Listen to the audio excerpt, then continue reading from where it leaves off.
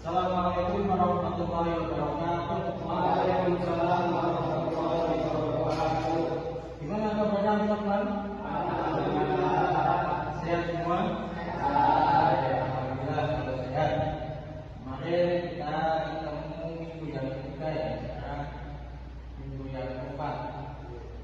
Kita lanjutkan untuk mata kuliah kita hari ini, mata kuliah strategi pembelajaran bahasa Arab. Oke. Sebelumnya mari kita berdoa dengan membaca surat Al-Fatihah, mudah-mudahan kita dapat ilmu yang berat dan bermanfaat.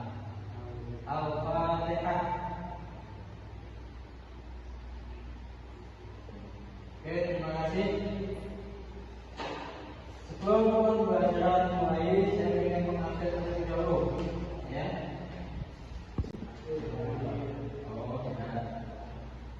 Mas Andi, Mas Husni, Mbak Pinky, nggak ada ya? Mbak Suba, ada. Mas Delhak, Mas Amal, Mas lagi setelah kemarin minggu ketiga, ya.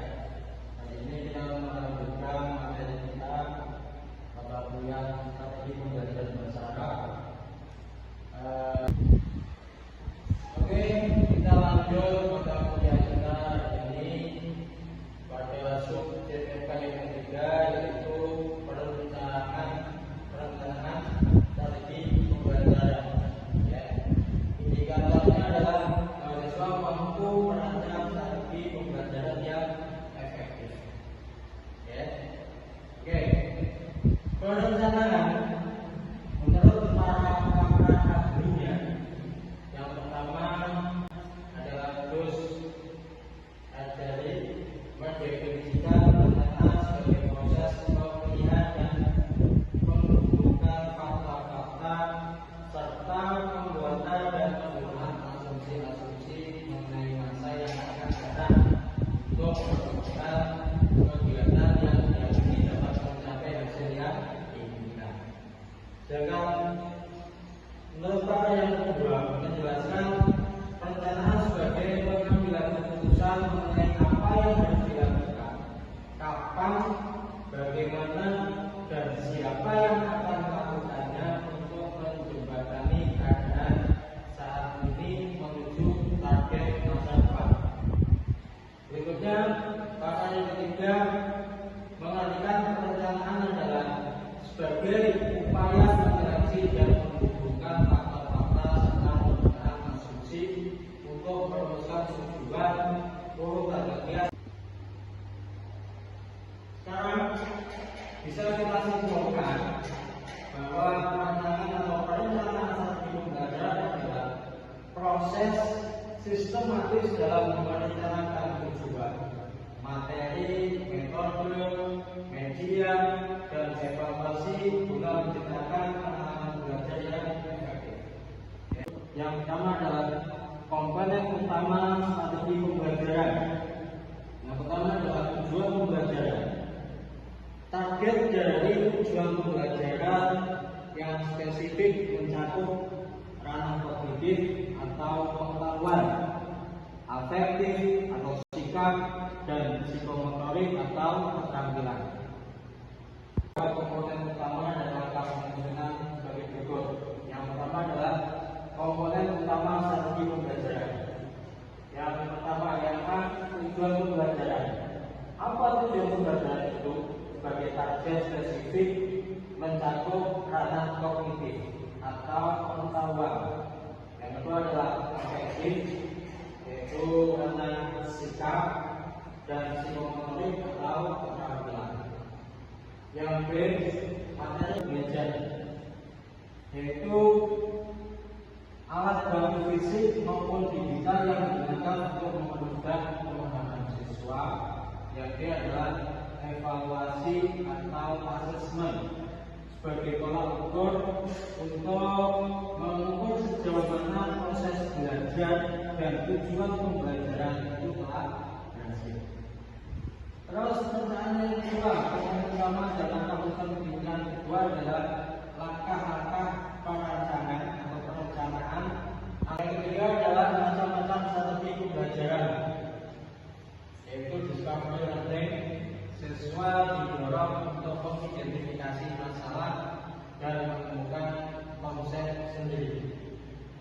Yang berikutnya contextual teaching and learning atau CTL, yaitu mengaitkan materi dengan situasi dunia nyata siswa itu. Ya. Berikutnya adalah bentuk pemikiran kritis. Oke, dari materi yang saya sampaikan ini kira-kira ada yang kurang paham?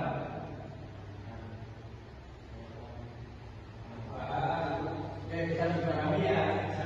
Oke, kalau gitu saya akan memberikan tugas pada kalian buat kelompok untuk nanti mendiskusikan tentang tantangan dan solusi dalam perencanaan pembelajaran. Silakan buat kelompok. Bisa jangan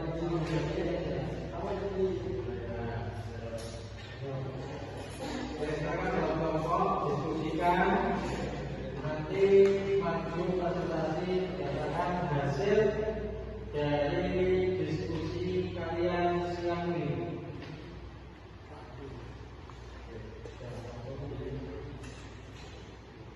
Oke, kalau sudah silakan maju untuk kelompok pertama mempresentasikan tentang. Assalamualaikum warahmatullahi wabarakatuh. Sebelumnya perkenalkan nama saya Bapak dan teman saya. Kami di sini akan mencoba mengulas kembali apa yang sudah disampaikan Pak Umarudin tadi terkait perencanaan atau perencanaan dalam pembelajaran. Nah, apa sih perencanaan yang menurut arahan tadi sudah disebutkan Pak Umarudin? Yang artinya perencanaan yang efektif sangat penting untuk mencapai tujuan dan memaksimalkan sumber daya. Jadi perencanaan di sini dimaksudkan adalah memanfaatkan dari sumber daya, baik itu sumber daya yang dibutuhkan mahasiswanya berapa, itu termasuk sumber daya.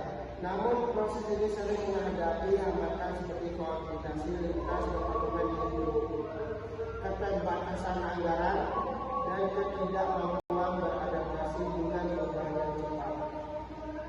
Sehingga perencanaan tersebut memiliki tantangan utama. Tantangan utama akan dibicarakan sama teman saya.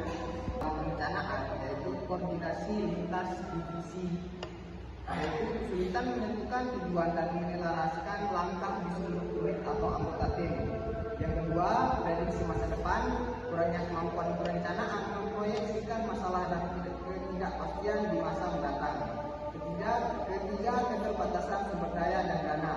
Alokasi anggaran yang tidak memadai dapat menghentikan eksekusi program atau proyek.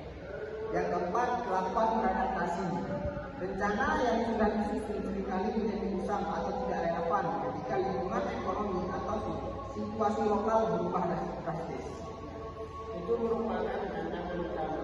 Tantangan utama tentu memberikan solusi ada 4 juga. Yang pertama, pusatkan komando.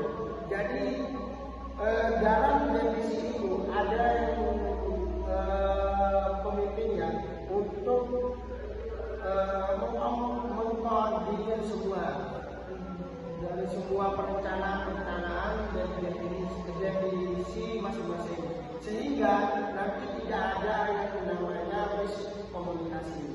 Nah, yang kedua itu namanya buat rencana cadangan, buat plan-plan tertentu. Semisal plan A adalah mengajar dengan alat tulis, tetapi ketika di dalam kelas itu tidak efektif alat tulis, kita ganti dengan plan B. Plan B itu adalah memanfaatkan apa namanya ini memanfaatkan